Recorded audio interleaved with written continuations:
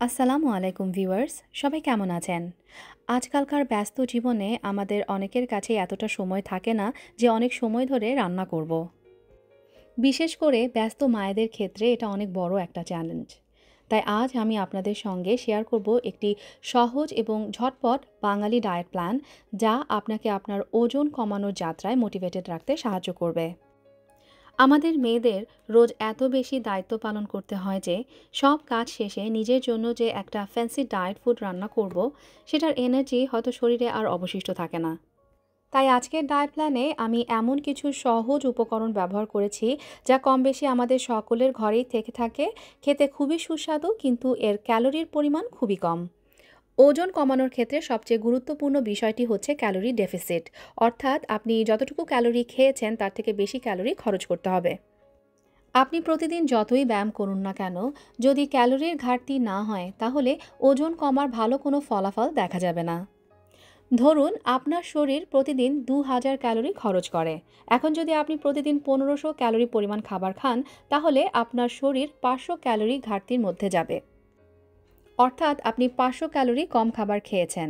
এভাবেই ধীরে ধীরে ওজন কমে। আমি এখানে ২ টুকরা স্যামন ফিশ নিয়ে নিয়েছি। আপনারা চাইলে যে কোনো ধরনের মাছ ব্যবহার করতে পারেন। ১ চা চামচ পরিমাণ রসুন আমি এখানে ছেঁচে তারপরে ব্যবহার করেছি। এর সাথে মিশিয়ে নিচ্ছি অল্প একটু লবণ, এরপর মেরিনেট করে নিচ্ছি। মেরিনেট করার পরে আধা ঘন্টা এটাকে সাইডে রেখে দেব। এখানে আমি একটা বেগুন নিয়ে নিয়েছি এবং বেগুনটাকে এভাবে ছোট ছোট করে কেটে নেব এবং এটাকে একটু পুড়িয়ে সিদ্ধ করে নেব। মাছের গ্রেভি তৈরি করার জন্য আমি একটা ক্যাপসিকাম এবং একটা বড় সাইজের পেঁয়াজ ব্লেন্ডারে ব্লেন্ড করে নেব। ক্যাপসিকাম আর পেঁয়াজ সুন্দর করে ব্লেন্ড করা হয়ে গেছে, খুব সুন্দর একটা কালার এসেছে। মাছ ভেজে নেওয়ার জন্য আমি এখানে ২ টেবিল চামচের মতো অলিভ অয়েল নিয়ে নিচ্ছি। এরপর মাছ দুটোকে একটু ভালো করে ভেজে নিতে হবে।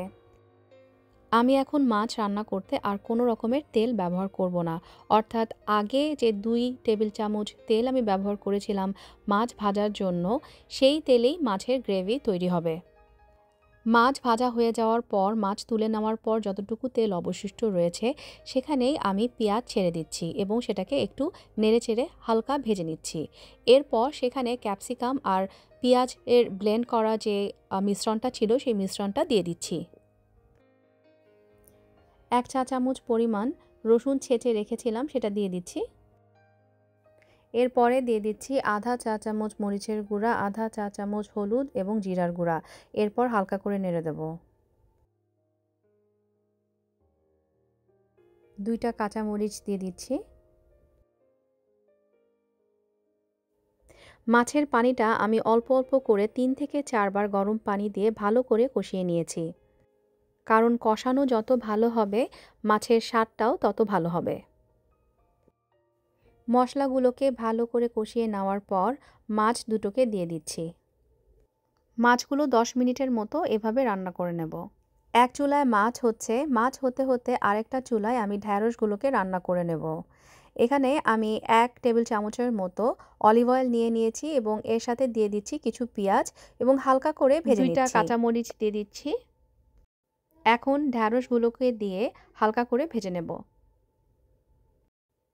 চুলার জাল মিডিয়াম টু লোতে থাকবে। ঢ্যাঁড়স রান্না করার জন্য আমি ননস্টিক প্যান ব্যবহার করেছি, যাতে কম পরিমাণে তেলের প্রয়োজন হয়। এরপরও যদি সম্ভাবনা থাকে যে ঢ্যাঁড়সগুলো পাতিলের তলায় লেগে যেতে পারে, তাহলে অল্প একটু পানির ছিটা দিয়ে দেওয়া যেতে পারে। স্বাদ মতো লবণ দিয়ে দিচ্ছি। সিদ্ধ হয়ে এলে উপর দিয়ে অল্প একটু ধনিয়া পাতা ছিটিয়ে নেড়ে নিচ্ছি। সাধারণভাবে আমরা যেভাবে ঢ্যাঁড়স রান্না করি সেভাবেই রান্না করেছি। অল্প একটু টমেটো দিয়ে দিচ্ছি। এরপর আরও ৩-৪ মিনিট রান্না করে নেব। মাছ প্রায় হয়ে এসেছে, এখন এখানে ধনিয়া পাতা ছিটিয়ে দিচ্ছি। ধনিয়া পাতা দেওয়ার পর মিনিট ২ রেখেই নামিয়ে ফেলব। মাছ একদম রেডি। খুব দারুণ একটা কালার এসেছে আর এটা থেকে খুব সুন্দর একটা ঘ্রাণ আসছে। ওদিকে আরেকটা চুলায় আমি ডাল রান্না করে নিয়েছি। এই ডালে কোনো রকমের তেল ব্যবহার করিনি। প্রথমে ডালগুলোকে ভালো করে সিদ্ধ করে ঘুঁটে নিয়েছি।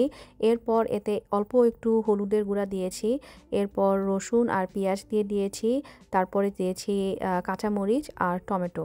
এখন এখানে অল্প একটু ধনিয়া পাতা ছিটিয়ে নামিয়ে নেব।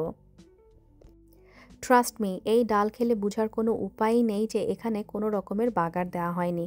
এটা খেতে নর্মাল ডালের মতোই সুস্বাদু। আপনারা বাসায় অবশ্যই ট্রাই করে দেখবেন এবং আমাকে ইনবক্সে কমেন্ট করে জানাবেন যে কেমন হলো। আমার যেহেতু 4টা বার্নার, তাই একসাথেই 4টা আইটেম রান্না হচ্ছে। এ কারণেই আমি 4টা বার্নার খুবই প্রেফার করি, কারণ অল্প সময়ে অনেক কিছু রান্না করে ফেলা যায়।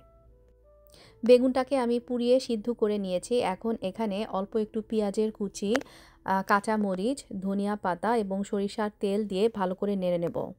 2 মিনিটের মতো এই কাঁচা যে সবজিগুলো রয়েছে, যেমন পেঁয়াজ, কাঁচামরিচ, ধনিয়া পাতা রয়েছে, সেটাকে কুক করে নেব। এতে করে এই খাবারটা 2 দিন 3 দিন পর্যন্ত ভালো থাকে। চাইলে ফ্রিজে রেখে এই ভর্তা 2-3 দিন খেতে পারবেন। ভর্তা ঠান্ডা হয়ে এলে এটাকে আবার হাত দিয়ে ভালো করে চটকে নেব। ফাইনালি এখন খাবার খাওয়ার পালা। এখানে আমি 1 কাপ পরিমাণ ভাত নিয়ে নিয়েছি। এর সাথে নিয়ে নিয়েছি 1 টুকরা স্যামন মাছ এবং এর সাথে নিয়ে নিয়েছি একটু মাছের ঝোল। এর সাথে নিয়ে নিয়েছি একটুখানি বেগুনের ভর্তা, ঢ্যাঁড়স ভাজি এবং সালাদ।